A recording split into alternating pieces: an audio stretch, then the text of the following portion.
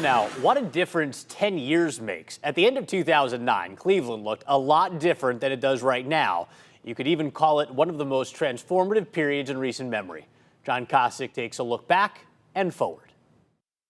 When the results of the Hyperloop feasibility study were announced earlier this month, it was mentioned that this is something that conceivably could be up and running by the end of the next decade, which seems so far off. And in a way it is.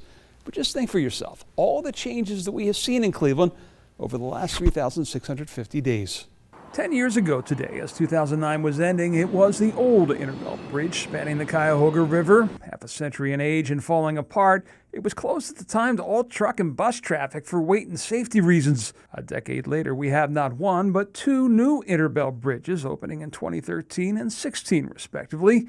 This week in 2009, the County Administration Building occupied the corner of Ontario and Lakeside, adjacent to the outdated and rarely used Cleveland Convention Center, whose malls above were no longer structurally capable of holding large events. Today, the county building is the site of the new Hilton, and the state-of-the-art convention center soon replaced the old one, both of which played cornerstone roles in enabling the city to land the Republican National Convention, the Major League Baseball All-Star Game, with key roles to be played as well in the upcoming NFL Draft and NBA All-Star Game. Just off the mall, the old ivy-covered Cleveland Schools Administration Building was in its final days, converted mid-decade into a new hotel, while maintaining many of its historical features. The holiday windows of the old Higbee Building were anything but decorated for Christmas in 2009 because it had sat empty for years and was still 2 years away from being announced as the site of the new Horseshoe, now Jack Casino, bringing new life to Public Square, which also got a facelift of its own in the mid-teens as Ontario was closed off through the center and a more park-like feel was created.